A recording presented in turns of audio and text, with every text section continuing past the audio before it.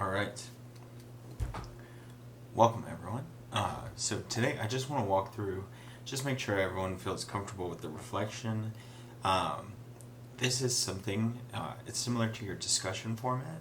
It'll be a little less formal in terms of the writing, but it allows you to expand a little bit, and it also is like, or it would be a private submission. So your peers won't see what you have to say regarding this budget breakdown.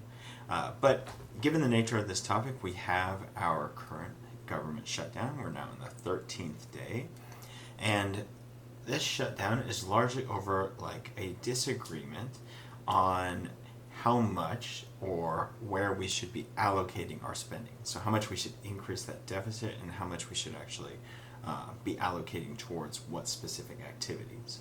And so what I want you to do is take a look at the breakdown of last year's budget.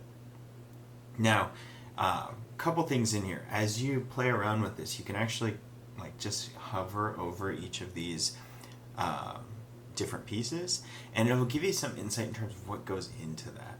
So there's intuitive ones that we're all familiar with, which is like a lot of our mandatory spending, like Social Security, Medicare, and Medicaid. And then we have some other ones that might be a little bit more obscure, but things that include like SNAP benefits, or formerly known as food stamps, like our Supplemental Nutrition Assistance Program. Those go in these income security programs. And then you have like all of these things that include like really large factors when it comes to like Veterans Affairs, Veterans Benefits, or when we think about civilian like retirement funds or military retirement benefits. Those are captured in our other category. Now this outside circle here is what we consider our mandatory spending. This inside, this one in the middle here, is our discretionary. And so we have about $850 billion in spent on defense in 2024.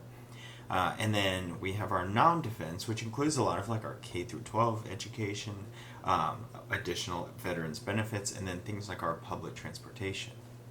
And then this inside one, not really relevant for us right now, but this inside figure here, or this inside little tan option, is our net interest.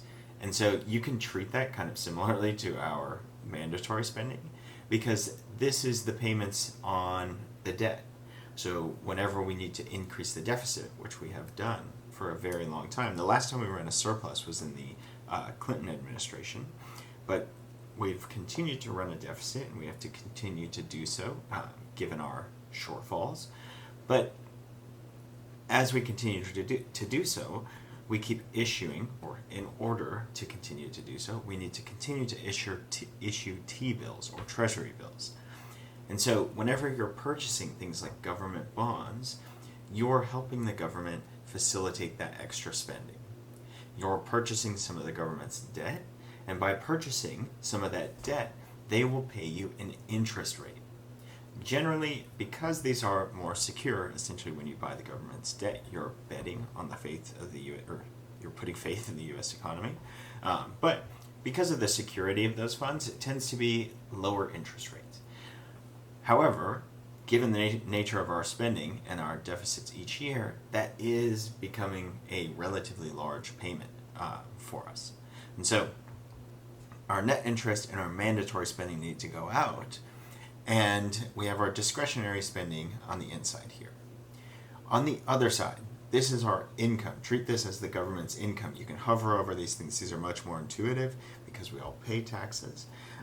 But we have our other category. These are your estate or excise taxes, things taxes on cigarettes, alcohol, etc. Then we have our corporate income tax. Then we have payroll taxes. These are your Social Security, Medicare, Medicaid taken out of everybody's check. And then we have our individual income taxes, which serve as a somewhat progressive tax system. It is structured progressively as you pay more as you move up in your income tax brackets. But I want to move towards the Word doc, just so I can outline kind of what's being proposed here, just so you have a little bit more context as you reflect. And so we have a Republican majority across the Senate, the House, and in the executive branch, and they have a current proposal. A couple things that are proposed. One, we want to renew the Tax Cuts and Job Act. So the Tax Cuts and Job Act passed, decreased income taxes, and so we saw a decrease in tax revenue. Just note, in 2024, we were about $2 trillion short. So we needed to spend about $7 trillion, and we were only bringing in about $5 trillion. And so renewing the Tax Cuts and Jobs Act, though we might have some short-run benefits, right? Like we all pay a little bit less in taxes, that will end up decreasing the amount of government revenue that comes in.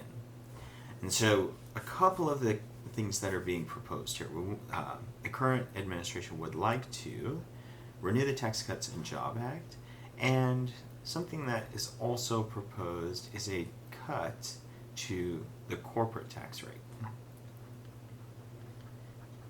And so we have two pieces.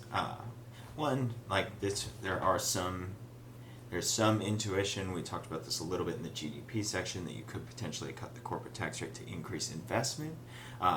Empirically, we see that generally doesn't hold up. That most of the time when we cut the corporate tax rate, we see this redistributed to shareholders and investors. But those are the two options.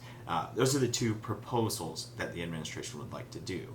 And so, as a whole, what we're anticipating, or what the Republican administration is anticipating, is a decrease in overall tax revenue. So we got less money coming in. We were already operating at a deficit, right? Last year we were about $2 trillion short. If we decrease or continue to decrease those options, then we're going to be even more short. And there's a couple other plans as well. They would also like to expand expenditure on defense. And some of the areas that are being included here would be like some of the increases to help to provide more funds towards agencies like ICE, etc. Also expand military expenditure for research and development. That continues to kind of be the case, that we see this sort of flat or upward trend in defense spending. And so as a result, we have less money coming in. We want to increase spending in some areas, and so we have a disagreement, because in order to make this happen, we have a couple things. The current parties would like to cut Medicaid. They would also like to introduce work requirements, so fundamentally change some of the income security programs. We have some work requirements, but they'd like to alter those such that we would see a decrease in people's reliance on income security programs. And so major things that they're talking about are cuts to Medicaid, which largely come in the form of cuts to the Affordable Care Act. And then some major work requirements that will reduce individual recipients of things like SNAP. Could potentially also remove programs like WIC, or programs like temporary assistance for needy families. And so as a result, this plan ends up causing some frustration. And so that's the current proposal from our current administration, and Democrats would like to secure. So the other side of the argument is Democrats would like to secure Affordable Care Act expenditure. And there is some support in terms of the Democrats trying to fight to maintain some of the lesser work requirements, but the main focus tends to be on the Affordable Care Act. In March, we had this impasse, and we had the potential for some type of shutdown if we would have seen the Democrats try to push back then. They didn't, and as a result, we saw a bill pass. Now, as we meet the second time and we need to increase our deficit spending, there were some promises made in March that some of these things, like the Affordable Care Act, would be compromised on, meaning Republicans would maintain Affordable Care Act expenditures come October. What we see now is that those promises are not being held up, and so the government shutdown is sort of in response to this. Now, that's just some general context. There's a lot more that goes into it, and I'm sure some of you who follow it closely will have more additional context. But what I want you to think about in this reflection is think about this general shortfall. Last year we were about $2 trillion short. We can see where the money comes from. We as individuals pay a pretty large share in individual income taxes and our payroll taxes, and we see a much smaller share going towards corporate income taxes. And then we have all of these major expenditures. And so think about these programs, and think critically as you work through them. When we think about this mandatory spending, we're talking about like hundreds of thousands, millions of Americans who are reliant on some of these programs, whether that be Social Security, Medicare, Medicaid, or some of these other ones. And then when we think about this option here, these could have major benefits to lower income families in the short run, but as we talked about, yes, you might receive a short run tax cut here, but in the future, if things don't go well, you might not have the security to maintain health care for your family. You might not have the eligibility, or you might not have the space and time to be able to be eligible for things like SNAP, TANF, WIC. And so when you think about this budget, think about one, our revenue side. Should we have increases or decreases? Should we be paying more in individual income taxes, and where should that come from? Should corporations pay more, and how would we structure that? And on this side, think about our expenditure.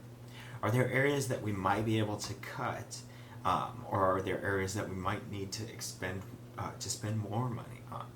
And so I want you to think critically about this as you work through your reflection, and I want you to sort of be able to feel comfortable and write freely regarding your insight on these two different areas. We haven't gone through taxation in full yet, and we also haven't gone through expenditure in full yet.